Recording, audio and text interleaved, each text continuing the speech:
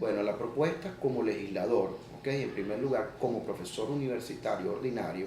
nosotros estamos proponiendo la ley de primer empleo. ¿Qué significa esto? Que haciendo una ley donde tome en cuenta al gobierno o el Estado, la empresa privada y los gremios, garanticemos políticas donde los egresados del sector universitario, institutos universitarios, inclusive de educación media, tengan una garantía de empleo al momento de egresar. Dentro del marco de la unidad, debo dejar claro a nuestros amigos y seguidores que Marco Antonio Cardoso ha sido respetuoso de todo el proceso de la unidad en cuanto al reglamento nacional en el Estado Bolívar. Solo que tenemos que decir al público que en el caso del Estado Bolívar el reglamento ha sido violentado por los mismos directivos de la mesa, en cuanto que la decisión de la inclusión de los sectores de la sociedad que hacen vida activa, como por ejemplo gremios, universidades y sector sindical, han sido excluidos en la fórmula que presenta la mesa de la unidad. Por cierto, una fórmula que favorece a algunos sectores políticos que hacen vida en el Estado. Un ejemplo que es público, el caso de Andrés Velázquez. Andrés Velázquez es un buen amigo mío, somos amigos, pero no es posible permitir que Andrés Velázquez, un hombre que tiene 32 años haciendo política activa, mi edad,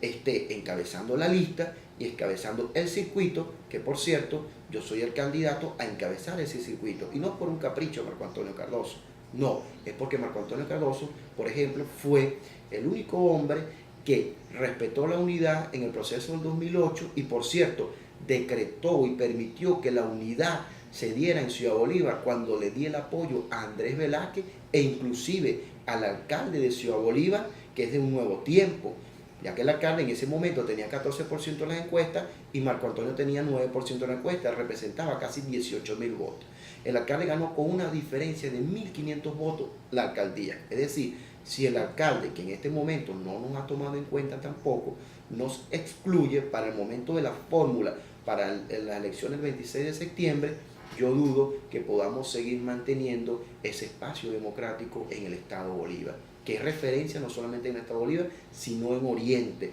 Con un ejemplo, por supuesto, en el caso del circuito número 2, Caroní, se inscribieron 16 candidatos a la sociedad civil. Cuando hablamos de sociedad civil nos referimos a las personas que hacen vida activa en la sociedad. Ojo, nadie los ha nombrado representantes. Pero en el caso de Marco Antonio Cardoso, un ejemplo, en el circuito 1, yo fui postulado en un directorio nacional compuesto por todos los colegios de Venezuela que hacen vida activa en la federación para ser candidato a la Asamblea Nacional. Eso es legítimo. En el caso de Caroní hubo 16 personas que se inscribieron en un proceso que, por cierto, aperturó la mesa de la unidad, y en el caso de él, 6 personas, y que hoy presenta a la mesa de la unidad una fórmula que excluye a todas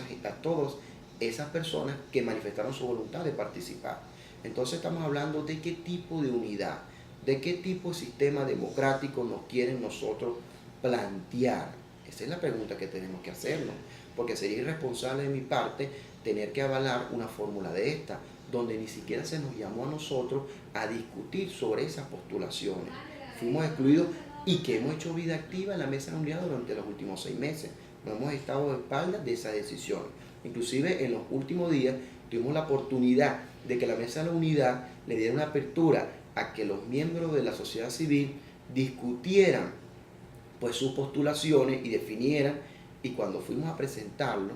pues se burlaron de nosotros, porque la mesa de la unidad paralelamente 2 días antes saca una fórmula que sorprendió no solamente a los que aspiramos, sorprendió al ciudadano de a pie, al ciudadano que